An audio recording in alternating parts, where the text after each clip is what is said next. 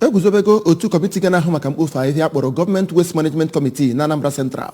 Nguzobe anụnwa bụ onye isi oche Governing Board asụwa ma Dr. Emeze Nwaji chịkọbara nke anụ n'obi gọọmenti dị n'Awka. Kwe na Igbo ọgụ wetara anyị akụkọ.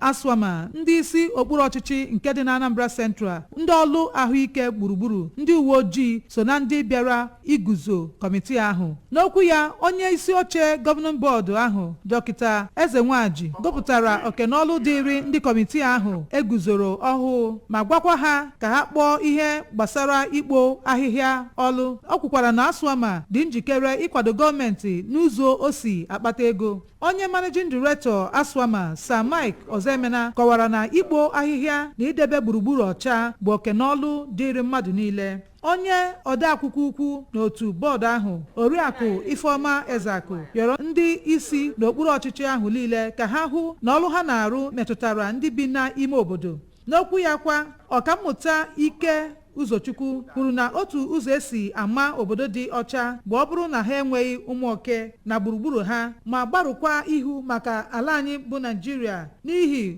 ọtụtụ ọrịa Lassa fever nke o kwuru na ọ dị ukwuu n'afọ a. Ndị ọzọ kwuru okwu n'ọgbakọ ahụ bụ Maazị Clems Agụiyi, Maazị Tangod Anago, Chief Emeka Aghasili, Dr. Dennis Ekemezie na Maazị Chris Azọ na ndị ọzọ. Queen Anigbogu, akụkọ ụwa ABS.